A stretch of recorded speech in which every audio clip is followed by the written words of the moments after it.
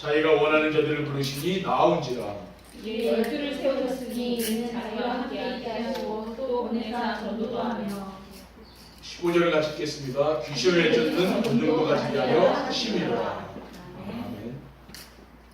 그는 전도자의 여정을 가는 전도자의 삶이라는 제목으로 아가복음 3장 13절에 15절 말씀을 가지고 하나님의 말씀을 증거하도록 하겠습니다.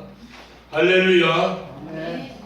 옆에 계신 성도님들과 인사를 나누겠습니다. 전도자의 삶으로 현장을 바꿉시다. 전도자의 삶으로 현장을 바꿉시다. 전도자의 삶으로 현장을 바꾸는 교회를 만듭시다. 전도자의 삶으로 현장을 바꾸는 교회를 만듭시다.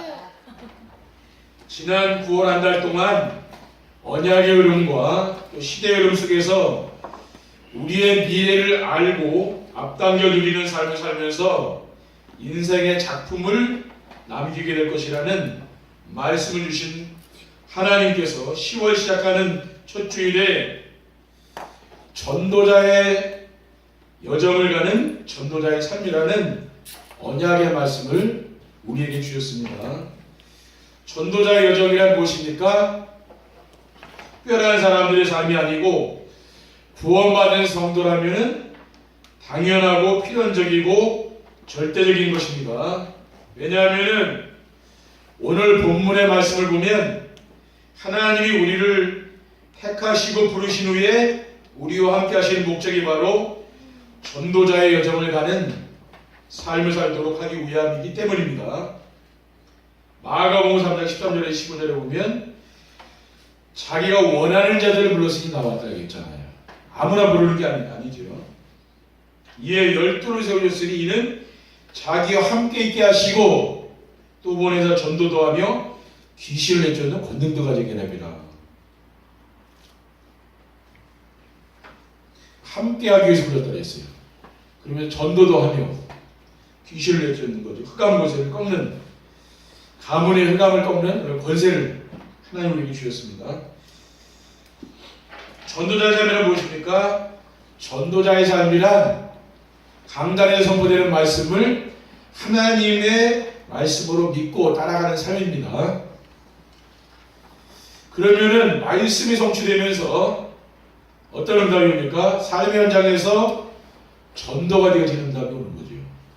그래서 하나님이 오늘 말씀의 제목을 전도자의 여정을 가는 전도자의 삶이라고 주신 줄 믿습니다.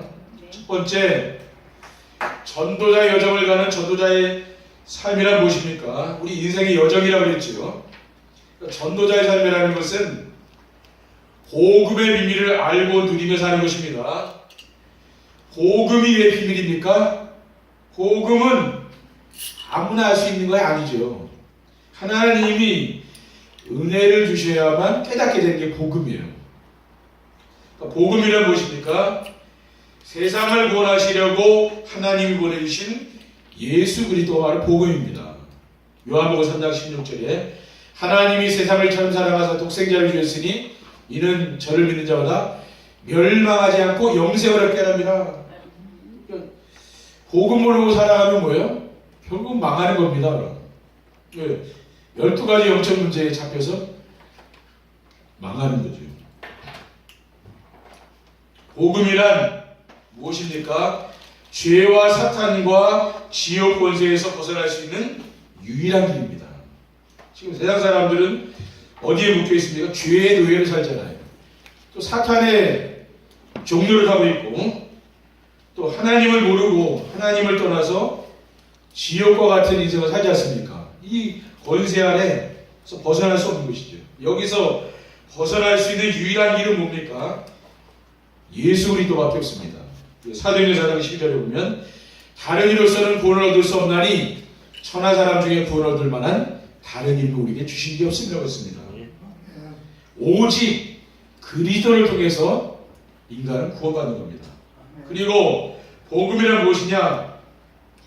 세상 모든 민족에게 증언되어야 할 기쁜 소식이지요.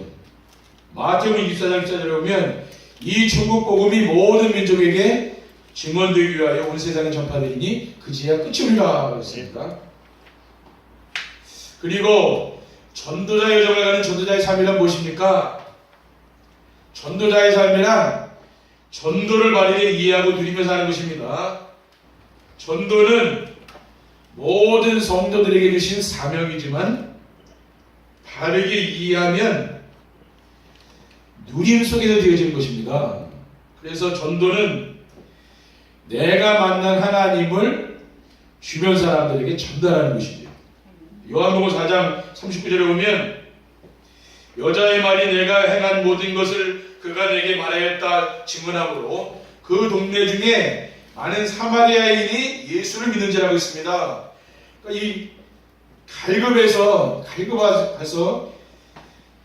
우물가에 갔다가 물을 뜨러 우물가에 갔다가 예수님을 만나지 않았습니까?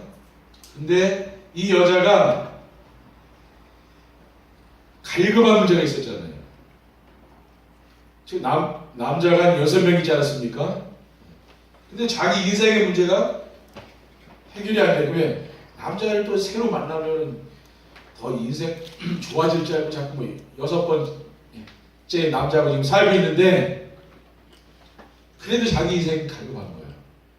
그러니까 뭡니까? 거기서 그리스도를 만났잖아요. 하나님 만난 거죠. 그러니까 이 사람이 자기의 인생의 모든 문제 해결된 거죠. 이 그리스도 너무 기쁘니까 내가 예수 그리스도를 만났다고 자기 만나는 사람에게 다 얘기한 겁니다. 바로 그거예요. 예, 자기 인생의 문제 해결됐으니까 그렇죠. 그 갈급한 문제를 해결해 주신 분이 바로 그리스도 아닙니까? 이 사실을 증거한 거죠. 그래서 그 사마리아 동네에 많은 사람들이 주님을 믿었다고 했어요. 그리고 전도는 무엇인가 하면은 나와 함께 하신 하나님이 주변 사람들에게 보여지는 것인데요. 그리고 전도는 교회에 나오라고 사람들을 설득하거나 강요하는 것이 아닙니다. 옛날에 우리가 이런 전도했잖아요. 교회 나오라고. 예? 그런데 그게 진짜 전도가 아니고 진짜 전도는 뭐냐면은 나 자신이 하나님을 만나서 내가 변화된 삶이 있잖아요. 그것을 내가 말해주는 거예요. 내가 이렇게 인생 사는 게 힘들었는데 지금 내 인생 사는 게 너무 행복하다. 그 사실을 말해주는 겁니다. 그리고 나의 변화된 모습을 보면서 주변 사람들이 부러워하면서 따라오는 거죠. 옛날에 저 사람이 저런 사람이 아니었는데 변화된 거예요. 그렇죠? 그러니까 나도 저 사람과 진짜 살고 싶다. 그래서 따라오는 거. 그게 이제 진짜 전도라고 말이죠. 그렇죠? 전도는 뭡니까? 나의 삶 속에서 되어지는 거죠. 사도행전 26장 28절 29절에 보면 아그리빠가 바울에게 이르되 네가 적은 말로 나를 권하여 그리스도인이 되게 하려는도다. 바울이 이르되 말이 적으나 많으나 당신뿐만 아니라 오늘 내 말을 듣는 모든 사람도 다 이렇게 결박된 것 외에는 나와 같이 되기를 하나님께 원하나이다. 사도 바울은 뭡니까? 지금 왕 앞에 가서 복음을 전하는 거 아닙니까? 이렇게 내가 쇠사슬에 매인 것 말고는 당신도 나와 같이 되길 원한다 그랬잖아요. 그것이 뭡니까? 우리 성도님들이 사도 바울과 같이 되면 어떻게 됩니까? 그러면은 우리가 우리의 삶 속에 전도가 되지 않겠습니까? 그렇죠? 그게 바로 전도자의 삶이에요. 왜? 내가 이렇게 지금 왕 앞에 가서 당당하게 내가 이 복음을 전하는 거예요. 왜? 그러니까 복음을 행복하니까 전할 수 있는 거 아닙니까? 그렇죠. 당신도 대통령도 하나님 안 만나면 안 되잖아요. 그렇죠. 그러기 위해서는 뭡니까? 내가 거기 확신이 있어야 되는 거죠. 나의 신앙에 대한 확신이 있어야 될 거 아닙니까? 그렇죠. 그러니까 누림이 돼야 된다는 말이에요. 그거는. 그리고 전도자의 여정을 가는 전도자의 삶이란 무엇입니까? 전도자의 삶이란 기도의 비밀과 응답의 축복을 누리며 사는 것입니다. 전도자의 삶에서 제가 깨달은 것은 그동안 기도에 대해서 오해가 많았다는 것입니다. 대부분의 성도님들이 기도는 문제 해결이나 소원 성취를 위해 간구하는 것으로 알고 기도 응답도 문제 해결이 되거나 소원이 이루어진 것을 간증하지 않습니까? 근데 복음을 깨닫고 나니까 그게 우리가 진짜 기도 제목이 아니라는 말이에요. 진짜 기도는 뭐냐? 하나님이 나와 함께하는 축복을 누리는 것이죠. 아멘. 이게 진짜 기도입니다. 요한복음 14장 16절 20절에 보면 내가 아버지께 구하겠으니 그가 또 다른 보혜사를 너에게 주사 영원토록 너희와 함께 있게 하리니 그는 진리의 영이라 세상의 능히 그를 받지 못하나니 이는 그를 보지도 못하고 알지도 못함이라. 그러나 너희는 그를 아나니 그는 너희와 함께 거하시며 또 너희 속에 계시겠음이라고 했습니다. 그리고 기도가 무엇입니까? 나의 마음과 생각을 하나님께 맞추는 거죠. 하나님께로 내가 향해서 나가는 게 기도예요. 빌보서 4장 7절에 보면 아무것도 염려하지 말고 다만 모든 일에 기도하고 물어너희 볼 것을 감사하고 하나님께 해라. 그리하면 모든 지각에 뛰어난 하나님의 평강이 그리스도 안에서 예수 안에서 너희 마음과 생각을 지키라고 했습니다. 그리고 기도 응답은 무엇입니까? 나를 향한 하나님의 계획이 발견되는 거죠. 내 인생에 있어서 하나님의 선한 계획이 발견되는 게 기도예요. 로마서 8장 28절에 보면 우리가 알거니와 하나님을 사랑하는 자 곧 그의 뜻대로 부르심을 입은 자들에게는 모든 것이 합력하여 선을 이루느니라. 그렇죠. 여러분이 어떠한 문제를 만났든 하나님은 뭡니까? 합력해서 선을 이룬다고 했었어요. 오전 예배도 뭡니까? 여러분이 큰 문제를 만났습니까? 그거는 큰 것이라 했잖아요. 뭡니까? 우리 사람은 큰 문제 만나기 싫어하잖아요. 근데 이거는 불가피하게 오는 거 어떻게 있습니까? 그렇죠? 내가 그거를 겪고 싶어서 겪는 게 아니라 하나님이 허락하는 거잖아요. 왜 그렇습니까? 앞으로 하나님의 나라를 위해 크게 쓰려고 하나님 준비하는 거 아닙니까? 그렇죠? 그릇. 우리 거기 시험 들면 안 된다는 말이죠. 또 사람 원망하거나 그럴 게 아니에요.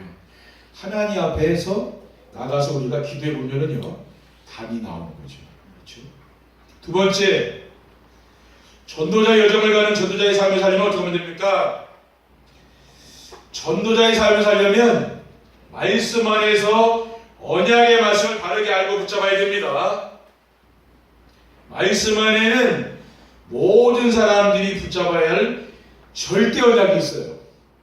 우리가 신앙생활에서 제일 중요한 게 뭐냐면요, 이 말씀 듣는 시간이 제일 중요한 거죠. 왜냐하면 하나님은 말씀을 통해서 우리의 모든 삶을 인도하십니다. 우리가 말씀에 관심이 없다, 그럼 하나님도 그 사람에 별 관심이 없는 거죠. 근데 말씀에 관심 있는 사람, 그 사람에게 하나님 관심 있지 않겠습니까? 절대 언약이 뭐냐? 그러니까 모든 사람이 붙잡고 살아야 할 그러한 말씀이 있잖아요. 창세기 4장 15절에 보면 내가 너를 여자 원수가 되게 하고 네 후손도 여자 후손과 원수가 되게 하리니 여자 후손은 네 머리를 상하게 할 것이요 너는 그의 발꿈치를 상할 것이니라. 이 말씀을 매주마다 얘기합니까? 이유가 있는 거예요. 이 말씀 붙잡고 살라는 왜? 하나님이 함께하니까. 그렇죠. 그래서 반복을 하는 이유는 거기 있는 겁니다. 왜? 이 말씀을 묵상하고 내가 깊이 내가 누릴 때 어떻게 됩니까? 하나님이 정말 나와 함께 느끼게 된다는 거예요. 그리고 말씀 안에서 구원받은 성도들이 붙잡아야 될 기본 언약이 있습니다. 기본 언약이 무엇입니까? 모든 성도들이 붙잡아야 될 언약의 말씀이 있다는 말이에요. 그러니까 절대 언약은 뭐예요? 모든 사람들이 불신자들 다 잡아야 돼요. 다 붙잡아야 될 말씀이에요. 왜? 안 잡으면 멸망당하니까요. 그리고 기본 언약은 뭡니까? 모든 성도들이 붙잡아야 될 거라고 말이에요. 마태복음 1장 23절에 보면 보라 천녀가 잉태 아들을 낳을 것이요 그 이름을 임마누엘이라 하리라 하셨으니 이를 번역하되 하나님 우리 함께 계시다미라 하겠습니다. 그리고 미가서 6장 8절에 보면은 사람아 주께서 선한 것이 무엇임을 보이셨나니 여호와께서 내게 구하시는 것은 오직 정의를 행하며 인자를 사랑하며 겸손하게 네 하나님과 함께 행하시는 것이 아니냐. 그러니까 기본 언약은 뭐냐면은 임마누엘, 하나님 나와 함께하는 축복을 누리는 거예요. 여러분이 그리스도가 오직이 되면 어떻게 됩니까? 하나님이 나와 함께하는 축복을 날마다 누리게 되는 거죠. 순간순간마다 누립니다. 그리고 말씀 안에는 무엇이 있습니까? 임마누엘을 체험하기 위해 붙잡아야 할 조건 하나가 있다고 그래요. 하나님도 여러분의 조건이 있다고 말해요. 그렇죠? 사람도 조건이라는 게 있잖아요. 하나님도 조건이 있으니 뭡니까? 구원받은 성도들이 강단의 말씀을 붙잡고 순종하는 것입니다. 이 말씀이 아주 훌륭한 말씀이건 아무 상관이 없는 거예요. 하나님은 보면 강단의 메시지를 통해 우리를 인도하기 때문에 이 말씀이 어떤 말씀 상관없이 누가 전하든지 상관없이 그 말씀을 따라가야 뭡니까? 하나님이 그 성도를 축복해 준다 그 말이에요. 그리고 전도자의 여정을 가는 전도자의 삶을 살려면 어떻게 하면 됩니까? 전도자의 삶을 살려면 말씀 안에서 미션의 말씀을 바르게 알고 순종해야 됩니다. 그렇죠? 언약의 말씀이 있고 또 미션의 말씀이 있잖아요. 미션의 말씀은 뭡니까? 실천해야 될 게 있다고 말해요. 하나님 말씀 안에는 언약과 함께 구원받은 성도들을 통해서 하나님께서 이루고자 하시는 하나님의 소원 계획이 있는 거죠. 그리고 성도들이 실천해야 할 미션이 있다고 말해요. 그게 무엇입니까? 말씀 안에는 구원받은 모든 성도들에게 세계복음화를 명령하신 거죠. 하나님이. 오직 성령이 너희에게 마시는 너희가 권능을 받고 예루살렘과 온 유대와 사마리아 땅까지 이르러 내 증인되리라. 이거는 하나님 뭡니까? 모든 성도들에게 주신 말씀, 이걸 잡아야 된다 그 말이에요. 그리고 부활하신 그리스도께서 뭐라고 하셨습니까? 가서 모든 민족 제사 삼으라고 했잖아요. 마태복음 28장 18절 1절에 보면 하늘과 땅의 모든 것을 주셨으니 그러므로 너희는 가서 모든 민족을 제자로 삼아 아버지와 너희가 성령의 이름으로 세례를 베풀고 내가 너희에게 분부한 모든 것을 가르쳐 지키게 하라. 볼지어다 내가 세상 끝날까지 너희와 항상 함께 있으리라. 아멘. 모든 민족을 제자 삼으라고 했죠. 그러면은 내가 너희와 항상 함께 하겠다 그랬잖아요. 이 약속을, 이 말씀을 늘 묵상하고 여러분 인생의 방향을 세계복음화에 맞추면 되는 거예요. 우리가 뭐 전도를 한 명하고 두 명하고 1000명하고 무슨 상관이 있습니까? 그렇죠. 노아는 자기 가족밖에 전도했습니까? 그런데도 노아와 같이 큰 경제 축복받는 사람 없어요. 그렇죠? 지구가 자기 거니까 다 죽었으니까 그거 같은 거예요. 우리가 방향이 맞아야 된다는 말이에요. 신앙생활 방향이 중요하잖아요. 어떤 사람은 신비주의, 율법주의 이런 게 있지 않습니까? 그거 계속 큰다 못 봤죠. 세계복음화에 맞춰야 됩니다. 그리고 우리가 제자를 찾아 세우려면 어떻게 됩니까? 강단의 말씀을 순종하며 살면 됩니다. 그것이 바로 전도자의 삶. 여러분은 강단 말씀을 여러분 잘 따라가시면 돼요. 왜냐? 지금 우리 교회의 메시지는 지금 이 본부 메시지 전체 메시지 흐름을 타고 가고 있거든요. 그러니까 우리 메시지를 잘 들어보면은 본부 메시지와 흐름이 같아요. 그러니까 뭡니까? 금방 아는 거죠. 그러니까 같이 흐름을 타고 가는 거예요. 그렇잖아요. 뭡니까? 제 메시지를 할 거 아니에요. 그렇죠? 저는 지금 제 메시지를 하는 게 아니고 전도자 목사님을 통해서 받은 말씀을 제가 전하는 거예요. 어떻게 하면 이 말씀을 가지고 성도들이 함께 응답받을까? 제가 늘 하는 게 그 일이거든요.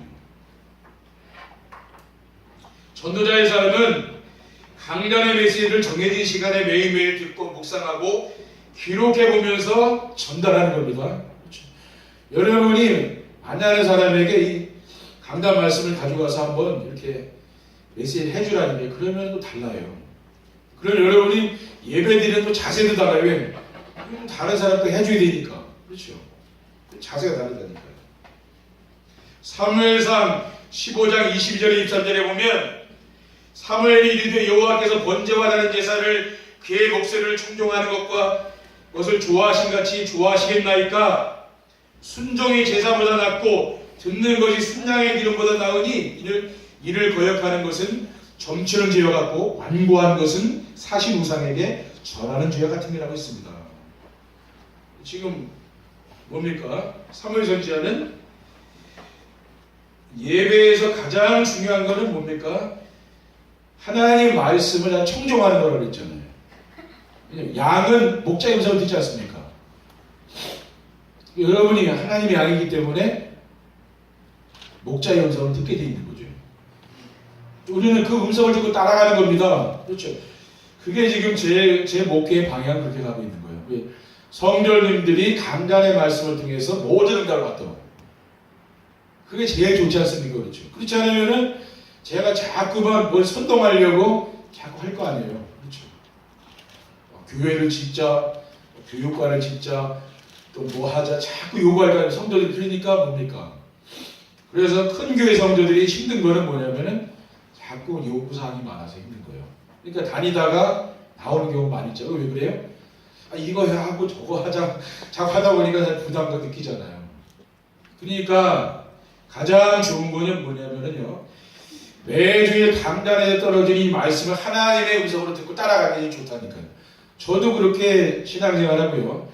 여러분도 제가 하는 얘기보다는 뭐냐면은 강단에 떨어진 말씀을 따라가시라니까요. 저도 인간이기 때문에 제 중심으로 하는 게 있지 않겠습니까? 그런데 이 강단의 말씀을 하나님 주시는 거잖아요. 그것을 따라가시라니까요. 그러면 정하는 거예요. 그리고 전도자의 여정을 가는 전도자의 삶을 살리면 어떻게 하면 됩니까? 전도자의 삶을 살려면 말씀 안에서 비전의 말씀을 잡고 기도해야 됩니다. 그러니까 언약 미션 비전의 말씀을 잘 붙잡고 순종하는 게 그게 바로 우리가 한 주간 실천할 것이다 그 말이에요. 비전이란 언약의 말씀을 붙잡은 성도들이 미션을 실천할 때 따라오는 응답입니다. 모든 민족에게 복음이 전파되면 끝이 오라고 했어요. 마태복음 24장 14절에 이 천국 복음이 모든 민족에게 증언되기 위하여 온 세상에 전파되리니 그제야 끝이 오리라. 우리는 비전이 있는 건 뭡니까? 주님의 재림입니다. 그렇죠? 이 땅의 삶이 아니에요. 우리의 비전은 뭡니까? 하늘나라. 그렇죠? 영원한 비전이 있는 거죠.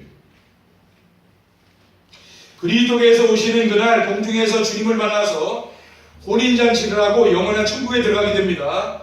데살로니가서 4장 16절 17절에 보면 주께서 호령과 천사장의 소리와 하나님의 나팔 소리로 치니 하늘로부터 강림하시리니 그리스도 안에서 죽은 자들이 먼저 일어나고 그 후에 우리 살아남은 자들도 그들과 함께 구름 속으로 끌어올려 공중에서 주를 영접하게 하시리니 그리하여 우리가 항상 주와 함께 있으리라.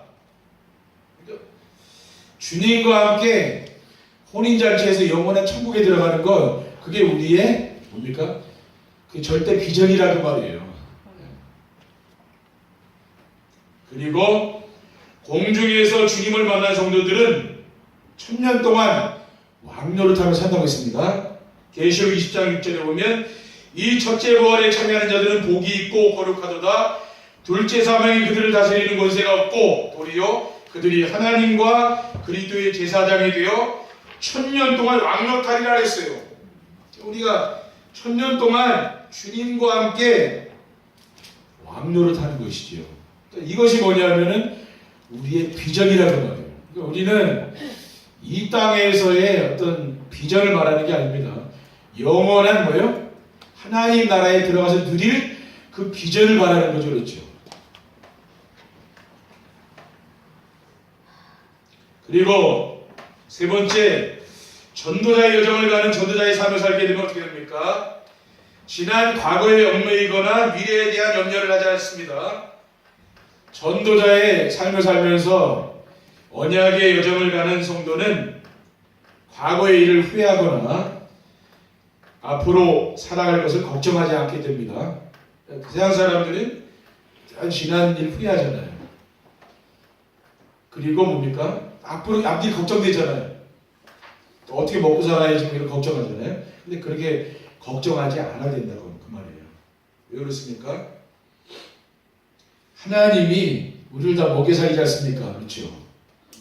그러니까 우리가 평안하고 기쁘고 감사하면서 긍정적인 삶을 사는 거죠. 왜? 우리는 하나님을 믿고 하나님 자녀입니까? 그렇죠? 성령님이 우리 안에 계시면서 우리의 삶을 인도해 가시잖아요. 그렇기 때문에 염려, 걱정 이런 말 필요가 없다고 말해요. 그거는 누가 하는 겁니까? 하나님 안 믿는 불신자가 하는 거죠. 그리고 전도자의 여정을 가는 전도자의 삶을 살게 되면 어떻게 됩니까? 자신의 무능이나 환경에 영향을 받지도 않습니다. 대부분의 사람들은 자신이 능력이 없다고 생각하고 또 환경이 어렵다고 생각해서 늘 힘들어하는 거 아닙니까? 그러나 사도 바울은 뭐라고 고백합니까?